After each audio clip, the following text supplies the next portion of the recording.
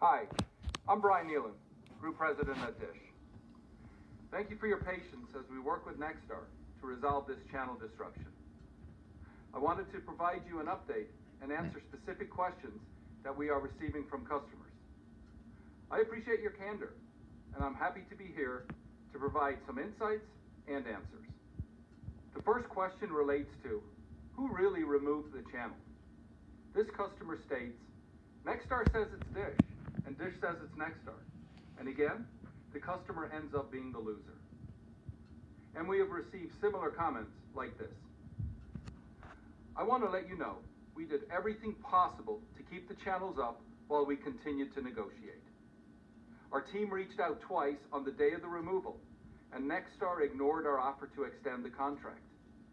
Now, in order to broadcast any channel, a contract needs to be in effect. If the contract expires, we are required to stop broadcasting. If we had continued to broadcast without a contract, we would be breaking the law and subject to fines. This is why the offer to extend was so important, but ultimately ignored by Nexstar. The second comment we have seen is, both Dish and Nexstar are saying they offered a fair deal. It's hard to tell who is right. I get it. A fair deal is something that is vague. I'd like to start out with some background details. In the 1950s, the government granted broadcasters, like Nexstar, the right to broadcast for free in exchange for delivering their programming for free to the public.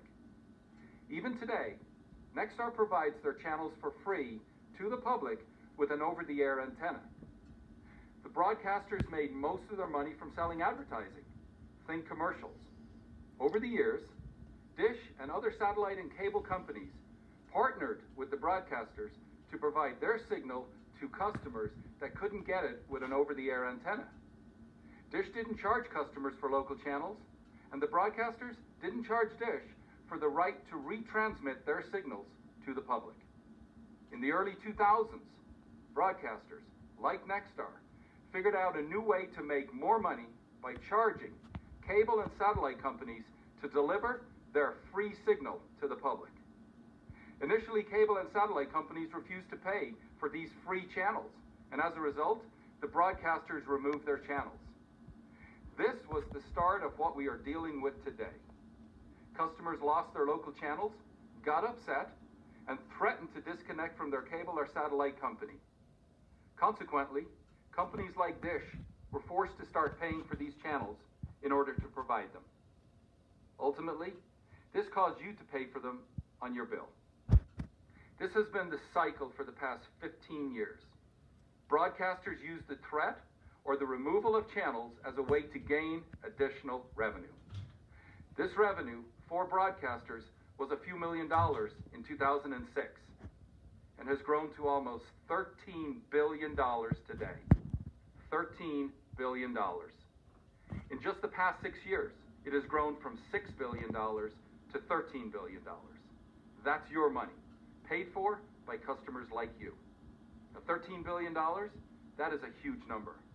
But let me put it into a little bit of perspective. $13 billion is enough money to give every man, woman, and child in the United States about 10 gallons of milk. Or, cash, about $40.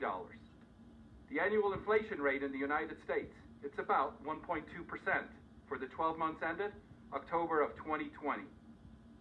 The fees broadcasters received in 2020 increased by 8% over what they received in 2019. Why is it that the broadcasters, like Nexstar, receive 8%, almost 7 times the recent annual rate of inflation? What is unbelievable is that something that is supposed to be free to the public has ballooned to the public now paying over $13 billion a year for. So for a fair deal, we understand that what has happened in the past has set the standard for what we pay today. But enough. We're happy to pay Nexstar the cost of U.S. inflation over the last 4 years. But Nexstar's fair deal? They're demanding we pay nearly $1 billion, about 10 times the rate of inflation. There is no end in sight if we don't stop enabling broadcasters like Nexstar. A comment I saw posted on Facebook by Nexstar when the channels were removed stated, "The information Dish is providing you with is just not accurate. The channels are free and also through other streaming devices. We do not drop programming. Dish chose to do this to their subscribers, in which you end up not being able to enjoy your channels. Thanks again, and we hope to see this resolved quickly as possible." Now, it is interesting that they publicly state their channels were free, but they're asking Dish customers for $1 billion. Sort of confusing on what their idea of a fair deal may be. In addition, we know these channels have programming that many of our customers enjoy. But the reality is, the ratings for these channels has dropped by 25% over the past 5 years. Shouldn't you be paying less if you're viewing these channels less? Now, this is our side to the story, and there is obviously always another side of the story. What we do know from Nexstar's website is their fair deal is based upon the importance and value of our programming that we bring to our viewers. And I ask you, against the backdrop of a 25% ratings decline? Here's another one.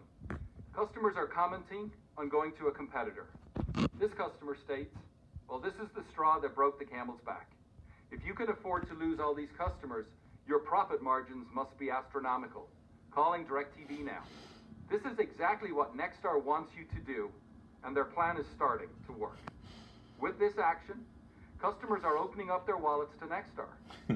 Please don't be fooled and don't be used. This has been their game since the early 2000s, to get companies like Dish to cave and ultimately increase your rates. Think about it. Nexstar started messaging on their channels on Thanksgiving morning at 10 a.m. in every time zone. Why do you think they did this? Do you think their corporate offices were working on Thanksgiving Day? Probably not. This was a premeditated move to deliver the greatest punch while you were starting to watch the parades or football games. They had it all planned. Check out their station websites. Front and center, they are further agitating you by telling you that you will miss your NFL games and other programming. Take a minute and think, why are they doing this? Yes, they want to upset you, to put pressure on Dish to pay the $1 billion they want. And they've been doing this for 15 years. Another comment I want to address is, I'm hearing that Nexstar is telling our customers that we regularly take down stations. Nexstar is correct that we have contract negotiations on a regular basis. In fact, on average, we have one contract up every 2 days. And this year, we have successfully negotiated more than 180 contracts without any issues. Nexstar, on the other hand, does this with other satellite and cable companies, so that if you do switch, sooner or later, they will do the same thing to them. The stations that comprise Nexstar today have blacked out their channels 5 times in the last 5 years across cable and satellite. And as recently as last year, they removed their channels from DirecTV. This is what AT&T, the owner of DirecTV, said at the time. Nexstar is demanding the largest increase that AT&T has ever seen from any content provider. This sounds familiar to us, because it is exactly what we are seeing with their outrageous ask of nearly $1 billion in fees. And to be fair, Nexstar isn't the only programmer playing this game. Another large broadcaster, like Nexstar, just removed their channels from DirecTV customers on the 1st of December. Switching or threatening to switch isn't the answer and just makes the problem worse. Another customer comment I'd like to address is, I am tired of 2 massive, greedy companies putting me in the middle. I've been proud to work for Dish for over 28 years, and it pains me for our loyal customers to think of us this way. We started as a small business in the early 1980s and grew into what you know today as Dish, by providing the best value, service, and technology, and treating our customers fairly and honestly.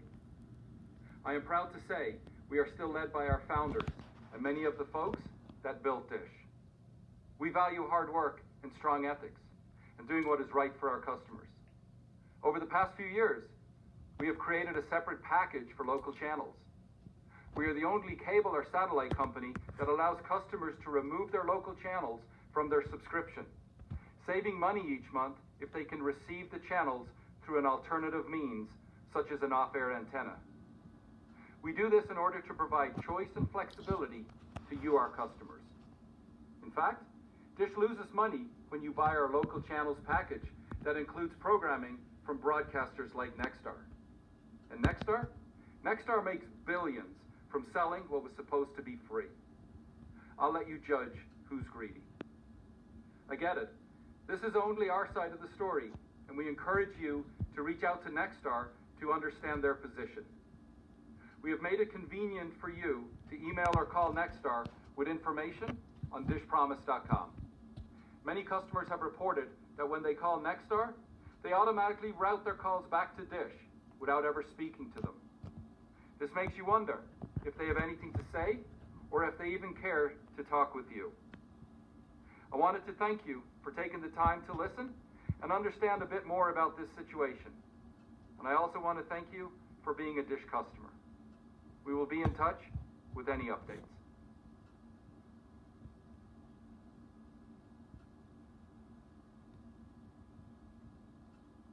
Hello, I'm Christina. Do you ever go to one of your TV channels and not see your programming? Ever wonder why that happens? Ever get mad about it? Here's what I've learned. As you probably know, cable and satellite TV companies sign contracts with all the broadcasters. The broadcasters send their signal to cable and satellite companies, and that company delivers the signal to your house, sort of like a mailman. TV companies have to get permission from the station's owner to retransmit their signal. Sometimes when the broadcasters and the TV providers get into negotiations, the broadcasters take away the signal. It's a power move on their part. They may even do this if the channel they want more money for isn't a local channel. That's right, the broadcasters think they can hold local channels hostage to get higher rates on unrelated channels you may not even watch. It's no coincidence that this usually happens before a big television event or premiere, knowing this would inconvenience viewers the most. They may even run ads suggesting viewers switch TV providers, knowing full well that those other providers are stuck in the same boat, paying fees to the same broadcasters. Switching TV providers is not the answer. While TV companies have different contract expiration dates with broadcasters, all TV companies face the same problem. Unfortunately, the broadcasters keep asking for more and more money for signals available to some for free over the airwaves. They do this with disregard to the fact that many Americans rely on satellite TV companies to receive their local channels because they live too far away from the broadcaster's signal. The negotiations keep happening because an outdated ruling from Washington forces satellite and cable companies to pay for these free signals. So the broadcasters actually figured out how to get paid twice, and they've been getting away with it. They get money from the TV providers, and they get paid more by advertisers because they're getting a bigger audience. From the way broadcasters have been increasing prices, they seem to think that they have access to nearly unlimited funds. The broadcasters have a monopoly, and they're taking advantage of that. The TV providers are working together to stop the broadcasters from raising prices to numbers almost too big to believe, numbers that directly impact your monthly television bill. What kind of numbers are we talking about?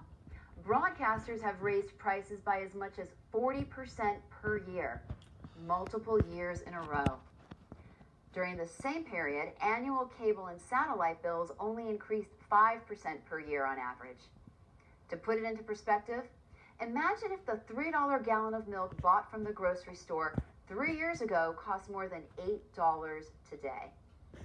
Something needs to be done before that gallon of milk costs $12 or more the following year. The satellite and cable companies are negotiating to keep prices down. And with help from the government, outdated rules can be changed to end broadcaster blackouts. You should have access to local channels, but at a fair price. And TV providers like this one are working around the clock to make that happen. Check out this website for more information.